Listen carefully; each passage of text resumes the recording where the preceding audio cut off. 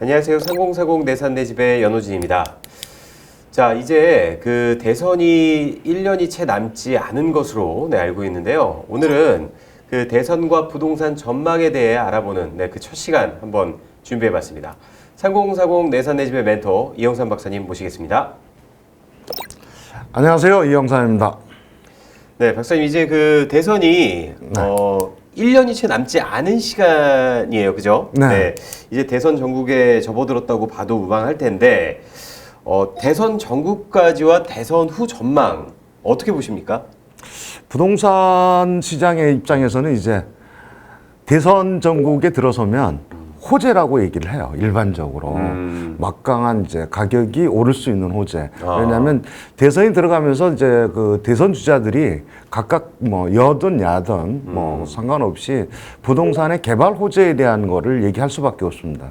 그 개발 호재라는 건 이제 몇 가지로 얘기할 수 있는데 가장 큰 게 교통망에 대한 거, GTX에 대한 거가 요즘 이제 제일 크게 나오겠죠. 그렇죠. GTX에 대한 거 요즘 제일 많이 나오는 거가 GTX D 노선에 대한 김포 시민들의 그 불만인데 그런 거에 대한 거를 이제 잡고 또 그동안 이제 문재인 정부가 제일 많이 두들겨 맞았던 3040 그에 대한 것들 공급 부족에 의해서 나온 거죠. 3040 같은 경우는 이제 결국은 금융권을 완화시켜 준다는 얘기거든요. 또 하나는 이제 재개발과 재건축을 어떤 식으로 끌고 나갈 거냐에 대한 게 이제 주요 정책들이 되겠죠. 자, 근데 여기서 이제 얘기하는 것들이 주로 호재에 해당이 돼요. 다. 그렇다면 그 부동산 가격을 상승시킬 호재 요소들이 꽤 많다는 말씀이신 것 같은데요. 그렇죠. 예.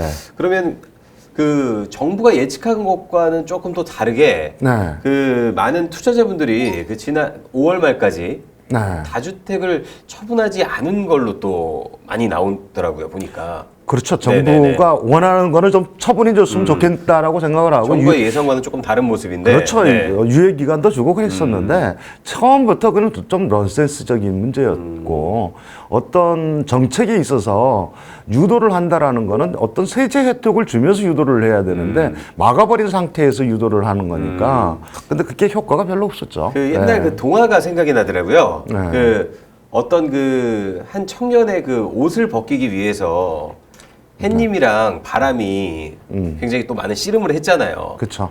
그 바람이 아무리 거세게 불면 불수록 그 청년은 옷을 더 꽁꽁 이렇게 쥐고 싸매고 있으니까 못 벗기고 오히려 해가 이렇게 화창하게 빛나니까 더워서 이제 스스로 벗게 되는. 햇볕 정책 같아.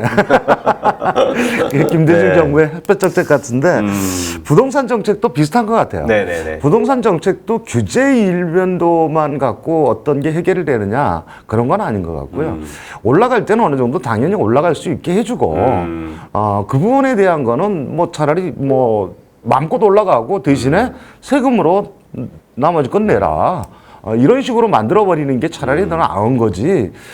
서울 집 부족한 거는 뭐 뻔한 거고 또 삶의 질을 요구하는 그 차원이 다른데 그게 욕구가 만족이 되냐는 거죠. 그러니까 자율적인 시장의 흐름에 맡겨야 된다는 말씀이신 것 같은데 그러면 그 대선 전까지 현 정부에서 또 다른 어떤 부동산 정책을 또 펼치지 않을까요?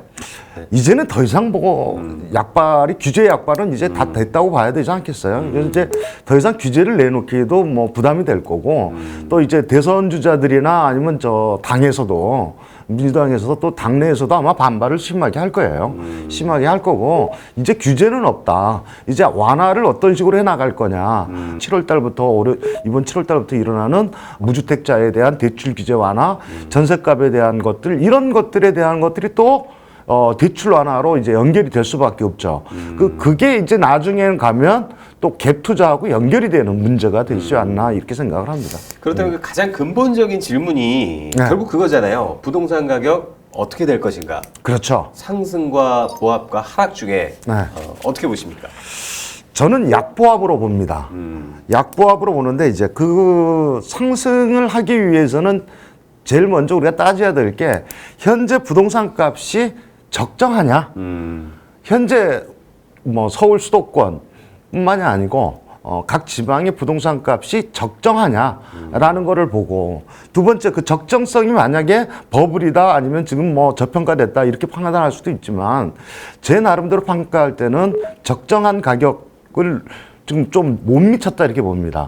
그거는 왜냐하면 선진국의 우리 서울 수도에 이제 강남권을 비교를 하거나 뭐 해운대 부산의 해운대를 비교하거나 이런 거를 중소도시를 주요 도시를 비교를 했을 때 서울 외 우리 대한민국 외 기타 주요 도시들의 집값에 비하면 아직까지는 서울의 집값이 그래도 저렴한 편이다라고 보는 거죠. 그러면 어디다 비교할 데가 없잖아요. 서울의 강남의 집값을 어디다 비교할 거야. 그러면 다른 세계의 집값하고 주요 도시들하고 비교를 해야 되는데 거기에 비해서는 아직까지는 그렇게 뭐 높은 편에 속하지는 않는다. 그럼 아직까지도 그 올라갈 상승의 여지가 충분하다는 말씀이시네요. 그렇죠. 상승의 여지가 충분하죠. 그래서 이제 경제적인, 그 다음에 이제 보는 게 그게 적정하면, 그 다음에 이제 그 집값을 끌어올릴 수 있는 거나 뭐 낮출 수 있는 요인은 하락 요인으로는 이제 우리가 금리 인상이 된다든가 경제가 굉장히 안 좋아진다든가 뭐 이런 거가 들 수가 있는데, 상당히 지금 뭐 다른 나라에 비해서는 상당히 좀 좋아지는 편이고 또 그동안 돈이 너무 많이 풀렸어요. 뭐 이번에도 뭐 33조 추경을 한 것처럼 돈이 너무너무 많이 풀려서 돈이 갈 데가 없습니다. 그래서 그런 것들에 대한 거, 그다음에 또 하나는 미국 집값이 지금 뭐 근 20% 가까이 상승을 하고 있어요. 그러니까 미국이 급등하고 있는 거죠. 미국이 급등을 한다라는 이유는 다른 주요 도시 지역의 선진국의 주요 도시 지역들의 집값이 급등할 가능성이 상당히 산존을 하고 있다. 이렇게 보는 거죠. 네. 그 금리 얘기하셔서 얘기인데 네. 한국은행이 올해 안에 그 금리 인상을 2차례를 예상을 했습니다. 네. 근데 과연 이게 어떤 부동산의 집값에 어떤 영향을 얼마나만큼 미치는지에 대해서 또 의견이 분분하거든요. 네. 박사님께서는 어떻게 보십니까? 이제 청약을 하는 거나 대출을 많이 받는 사람들 입장에서는 그게 상당히 좀 부담이 됩니다. 왜냐하면 이자가 부담이 되는 게 아니고요. 사실 이제 대출을 받을 때 이자가 부담이 되는 게 아니고 뭐가 부담이 되냐면 원금 분할 상환이 문제가 되는 거거든요. 자기 대출 금액에 이자만 갚아 나간다 그러면 큰 문제가 없습니다. 이자가 오르는 거, 금리가 오르는 거에 그렇게 큰 영향을 받지가 않아요. 그런데 문제 원금 상환이 걸려 있어서 그 원금 상환에 대한 게 이번에 대선이나 여러 가지가 하면서 상당히 뭐 이제 뭐 일본의 사태나 미국의 것처럼 모기지처럼 뭐 지금 30년짜리를 40년, 50년으로 원금 상환을 늘려준다든가 이런 거를 만들어내겠죠. 그럼 이제 원금 상환이 줄어들면서 집값에 영향을 덜 주게 만들어내는 거죠. 그래서 1가구 1주택이냐 무주택이냐에 있는 분들한테는 그런 게 기회가 될 수 있고 다주택 있는 분들한테는 아마 계속적으로 정책을 대출을 아마 옥죄지 않겠느냐 이렇게 생각을 합니다. 그래서 전반적으로는 부동산 값은 금리를 인상이 된다 하더라도 상승으로 가지 않겠느냐 이렇게 생각을 합니다. 자, 지금 뭐 서울은 말할 것도 없고 수도권도 지금 전세값이 계속 상승 중인데 앞으로 이 전세는 어떻게 될까요, 박사님? 또 지속적으로 이제 앞으로 상승을 하겠죠. 공급이 없는 한 상승을 합니다. 3기 신도시 물량과 뭐 이런 것들이 2023년부터 시작해서 이제 물량이 어느 정도는 공급이 되기 시작해요. 입주가 되는 거죠. 우리가 얘기하는 거는 청약이 아니고 입주를 얘기하는 겁니다. 입주가 시작되는 게 2023년, 빠르면 2023년이고 본격적으로 되기 시작하는 게 2025년 정도 될 겁니다. 아마 그렇게 될 때인데 그렇게 되면 그때까지 기다리는 사람들은 계속 이제 전세를 살아야 되는 거죠. 집을 못 살고 못 사고 계속 이제 전세를 살아야 되는데, 그러니까 전세값은 지속적으로 상승할 수밖에 없고 공급이 없다는 얘기니까 그건 대책이 없는 거죠, 지금 상태에서는. 네. 어차피 뭐 전세값이 상승이 되면 네. 전세값이 또 매매값을 또 뒷받침하기 때문에 네. 당연히 또 집값도 자연스럽게 또 올라가지 않겠습니까? 당연히 또 받쳐주죠. 그래서 이제 획기적인 어떤 공급 대책이 나오지 않은 이상은 또 그 집값을 받쳐주는 현상이 일어난다라는 거죠. 그런 거가 이제 우리가 과거에 보면 공급에는 장사가 없어요. 이제 이런 걸 어떻게 현실화시켜 나갈 거고 다음 정부가 어떤 식으로 만들어 나갈 거냐. 대해서 이제 결론이 나겠죠. 네. 자, 근데 수도권도 또 수도권 나름인 게 이게 그 뭐 과천이나 동탄, 판교 같은 경우는 뭐 말할 것도 없거니와 네, 서울을 뭐 호가하는 네, 서울 그 이상의 어떤 집값이 지금 그 상승이 되고 있는데 그런 반면에 또 의정부라든지 인천이라든지 이런 데는 아직도 좀 저렴한 곳들이 좀 많아요. 그렇죠. 이런 그 아직까지 저평가되어 있는 지역들, 아직까지 그 조금 이렇게 올라오지 못한 집값들도 어느 정도 키 맞추기가 될 것인지. 저는 이제 그 집값이 올라가는데 강남권이 많이 올라간다라는 생각보다는 강남권은 어느 정도 신압으로 올라갈 겁니다. 올라간다고 예상을 하고 있는데 서울 수도권을 놓고 수도권 특히 서울 외곽이나 서울 수도권을 놓고 지금 얘기한 의정부, 안산, 그다음에 수원, 그리고 인천, 네네. 뭐 이런 용인 이런 지역들의 집값들이 저는 키 맞춤을 해 나갈 거라고 봐요. 왜 그러냐면 가장 큰 것 가운데 하나가 1가구 1주택이나 무주택자들에 대한 거를 지원을 해주는데 전셋값을 지원하거나 내 집 마련을 지원할 수밖에 없어요. 3040에 대해서 다음 정부가 됐던 뭐 정책이 나올 겁니다. 지원 금융 정책이 나오겠죠. 지원 금융 정책이 나오면 어찌됐든 9억 이상, 12억 이상에는 지원을 안 할 거예요. 부담이 되죠, 정부 입장에서는. 그 사람들에 대해서 12억짜리에 9억짜리에 이상 되는 거에 뭐 집값을 지원해 준다 이런 것들은 아마 좀 부담이 될 건데 9억 이하짜리 집들에 대해서는 집값 부담을 덜어주기 위해서 상당히 과감하게 정부가 금융 지원을 하지 않겠느냐. 그리고 금융 지원을 받으면 의외로 금리가 조금 인상된다 할지라도 원금을 상환을 좀 유예를 시켜버리면 대출로 나가는 거를 줄여준다 그러면 그 사람들이 그분들이 본격적으로 6억에서 7억, 8억짜리 미만짜리 집들을 본격적으로 구매하기 시작하지 않을까 이렇게 생각을 합니다. 그래서 키 맞춤이 일어나지 않겠느냐라고 생각을 합니다. 공시가격 1억 이하가 씨가 마르듯이 또 약간 또 그런 상황이 예, 그렇죠.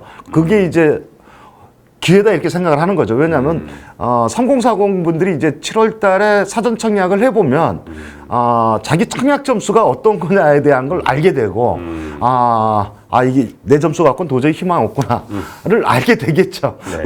물론 이제 되는 분들도 있지만 최소한 40점대 후반을 넘어가야 사전 청약에 어느 정도 이게 되는데 네네. 뭐 신혼 특공이거나 뭐 이런 것 해도 쉽지가 않다라는 걸 이제 알게 되면 정부가 지금 얘기한 게 이게 지금 현실적으로 안 맞는구나라는 거를 깨우치게 되면 이제 본격적으로 집을 이제 매입을 하겠죠. 네.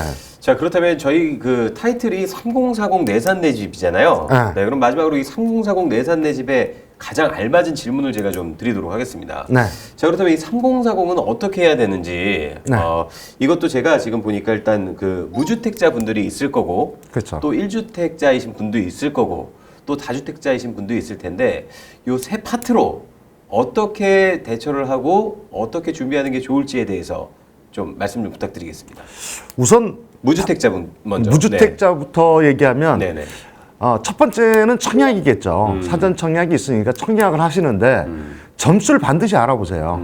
점수를 바라보시고 특별 공급 대상이 되는지 우선 알아보시고 특별 공급 대상이 안 되면 일반 청약에 들어간다 그러면 40점대 중반이면은 중반 이하면 이하 점수면 청약을 포기하시는 게 낫습니다. 차라리 그냥 집을 빨리 구매하시는 게 좋지 않겠나. 근데 이 사전 청약 같은 경우도 박사님 이게 말 그대로 사전 청약인지라 네. 이게 언제 어떻게 내가 입주를 하게 될지에 대한 정확한 기준이 없잖아요.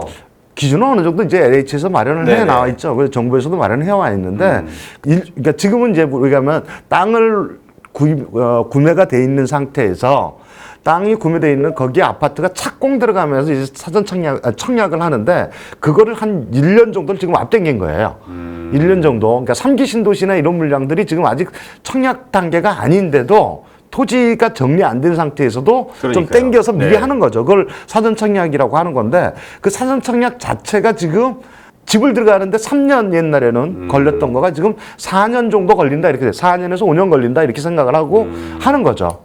그러면 그 사이에 뭐가 되는 거예요? 4, 5년 동안은 뭐를 살아라? 전세를 살아라. 이런 거기 때문에 전세값 상승을 부추길 수밖에 없는 게 되는 거고 또 하나는 그 사전 청약이 된다면 집을 노려야 되겠죠. 당연히 청약으로. 1가구 1주택인 분들은 반드시 이번 기회에 집 평수를 올리거나 갈아타기를 하시는 게 좋지 않겠느냐라는 거고 다주택이 있는 분들은 칭찬을 해줘야죠. 사실 뭐 저희가 다주택자 분들은 뭐 걱정할 필요가 없겠죠. 네, 네, 예. 알아서 잘 현행 흐름에 맞춰서 또 판단하시면 될 것 같고 저희는 이제 무주택자라든지 이제 1주택을 마련하신 분들이 어떻게 준비하는 게 좋을지에 대해서 앞으로도 박사님 모시고 어떻게 보면 이제 대선과 부동산 전망에 대한 오늘이 첫 시간이거든요. 네. 앞으로도 좀 지속적인 멘토 역할 좀 부탁 좀 드리겠습니다. 네. 특히 이제 3040 같은 경우는 GTX A 노선에 아직까지 지금 처져 있는 거나 C 노선에 처져 있는 데들이 어디냐면 의정부하고 수원입니다. 인천 이 세 가지 지역을 좀 많이 좀 지켜보시면 상당히 도움되지 않겠느냐. 왜냐하면 우리가 아까 공급 물량이 제대로 되는 게 2023년부터 2025년이 이제 본격적이라고 말씀을 드렸는데 그때쯤 되면 A 노선이 거의 완성이 돼요. 그러면 이제 그게 완성이 되면 C 노선, B 노선이 이제 나중에 이제 착공이 되더라도 그거에 대한 거를 우리가 예측 가능하죠. 그러니까 그런 쪽으로 이렇게 보시는 것도 좀 권해드립니다. 네. 네, 오늘은 대선과 부동산 시장 그 첫 시간 한번 함께 봤는데요. 앞으로도 우리 이영삼 박사님 모시고 지속적인 여러분들의 멘토 역할 잘 수행해 나가도록 하겠습니다. 저희는 다음 시간에 더 좋은 컨텐츠로 여러분 찾아뵙도록 하겠습니다. 시청해주신 여러분 감사합니다. 감사합니다.